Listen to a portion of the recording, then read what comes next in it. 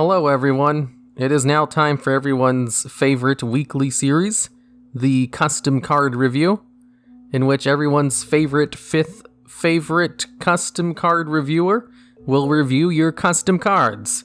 And I know, I get lots of comments saying you're actually my fourth favorite, or, you're my third favorite, or even there are no other custom card reviewers, so how are you the fifth? And to that, I say, I am the fifth best custom card reviewer on YouTube, and YouTube's a pretty big place, so that's a pretty big accomplishment, and I try my best. And I absolutely do not just make all of this up. So, into this video, this one's pretty interesting. Like, people sent me so many custom cards, and I'm still trying to get over the backlog I got from like back in May. That's because so many of these are so good too. This one is, I love this idea. Someone gave a whole bunch of effects to really bad normal monsters. And I just love the idea behind this, and I kind of want more of it. Like, send me more, giving old vanilla monsters, or just any vanilla monster, an actual effect. It seems like it's so easy. You have stats already, you have a level, you have a picture. All you need to do is just make up an effect for it. You could even make like a whole archetype out of normal monsters. So, first up, we have, oops, I accidentally closed it. We have Chain Veeler. Oh, I think he gave him different names too. That's fine. Or maybe it's the real name. Whatever, doesn't matter. Actually, I think he gave him different, oh, okay, I think I know what he did. You know what, let's just keep going in it. Chain Veeler, Wind, level 1, Machine Tuner. During your opponent's main phase, quick effect. You can send this card from your hand to the graveyard, then target one effect monster your opponent controls. All cards with that name have their effects negated until the end of this turn.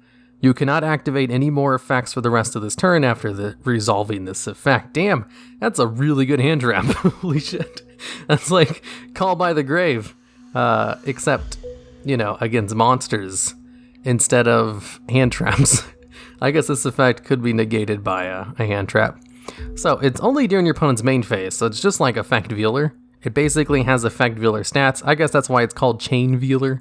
That makes sense now. It's even a tuner like Effect Veeler.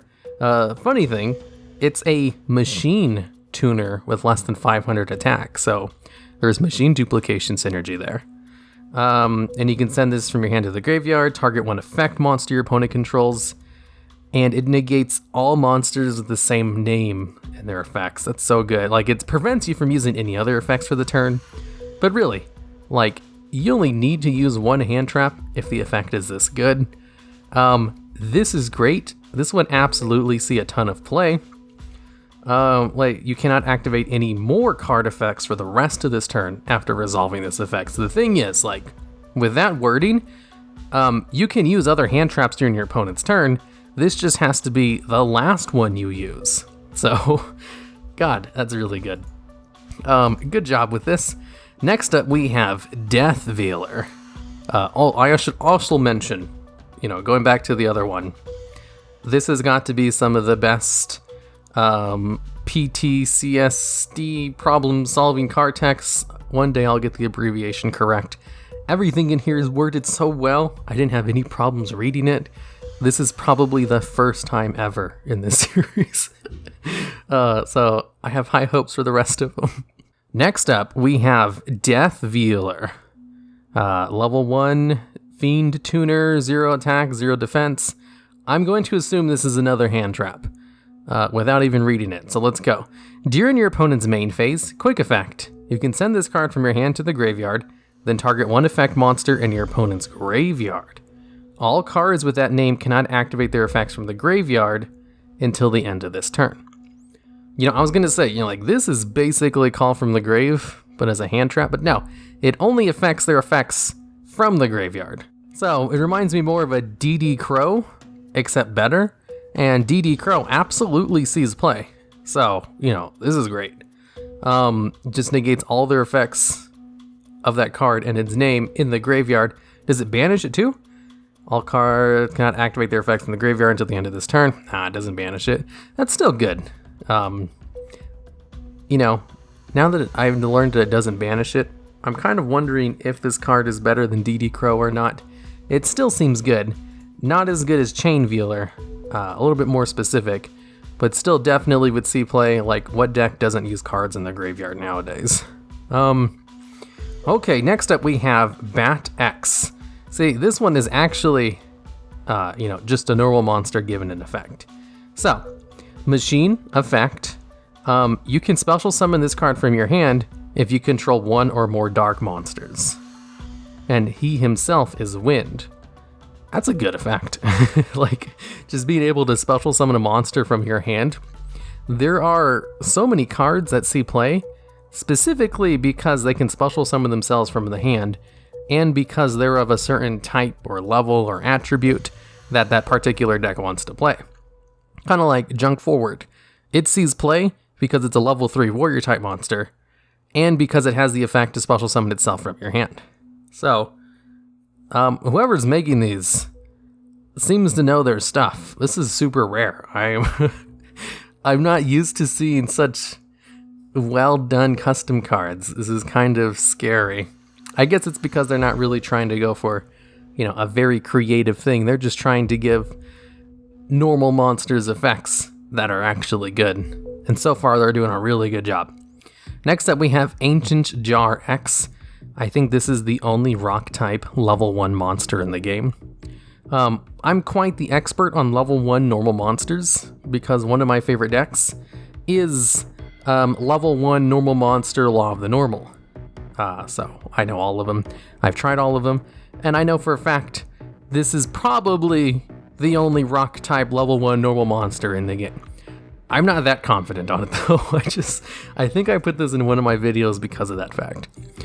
Anyways, you can discard this card to add 1 jar trap card from your deck or graveyard to your hand. Once per turn, you can banish this card from your graveyard. Trap jar cards can be activated on the turn they are set until the end phase. Holy shit. Okay, so that first effect. It's okay. Like, off the top of my head, I know of 2 jar trap cards. There's Jar of Greed and Jar of Avarice. Both of them are good cards. It's just they don't really see play because they're not broken. Like, if for a trap card to see play, it needs to be really good instead of just good. Like, Jar of Greed allows you to draw a card whenever you want. That's a good effect. It's really good. There's cards on the ban list because they let you draw 1 card. But since it's a trap card, you have to set it a turn first. It's not that good. It's still good. It's just not that good. It's not fast enough. Same with Jar of Avarice. It lets you recycle cards into your deck. Really good. And then you get to draw a card. That's great. But you have to set a card first and then wait a turn. Its second effect, though, holy shit. You can banish this card from your graveyard. Trap jar cards can be activated on the turn they are set. That's super good. Like, you have no idea.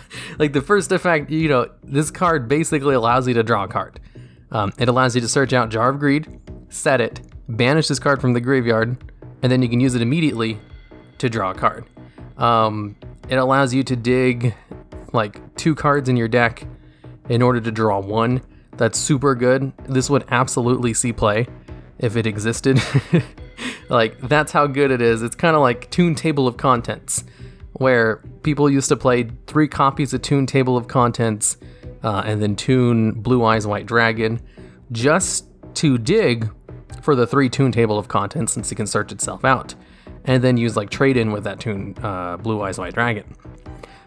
This is kind of reminding me of that. You use this card to search out a jar card, and then you use this card to be able to activate that jar card that turn, which all results in allowing you to draw 1 card. But if you had other jar cards in your hand as well, you'll be able to draw cards off of those as well, and that's really good. It allows you to cycle through your deck. Man, this card might be actually a little broken. I love it. I love it when someone's able to do such a simple effect. That's actually kind of strong. Next up, we have Fungi of the MUSK X. I don't recognize this card. After saying I was an expert at level 1 normal monsters, I don't actually recognize this one. This card cannot be destroyed by battle. If this card battles an opponent's monster, after damage calculation, banish that monster. Okay, this card's good. it's a Amazon onslaught on itself. In Duel Links, there's a combo you can do where you bring out Amazoness Queen, as well as have the card Amazon Onslaught out. And with Onslaught, at the end of the damage step, or after a battle, if an Amazon monster you control battled an opponent's monster, you get to banish your opponent's card. And Amazon Queen makes it so all of your Amazon monsters can't be destroyed by battle. And those two things were like super broken in the game and made Amazons like one of the best decks. And they like nerfed everything about Amazons. And they also nerfed Amazon Tiger because it was too good at just ramming into things and banishing them, which is what this card can do baseline. You can just summon it, ram it into something, and banish it. It has low attack, which really limits the usefulness of it. But not being able to destroy by battle and banishing an opponent's monster at the end of the battle, those are two really good effects. I could see this card seeing some niche play. Not as broken as the jar card, but still pretty good.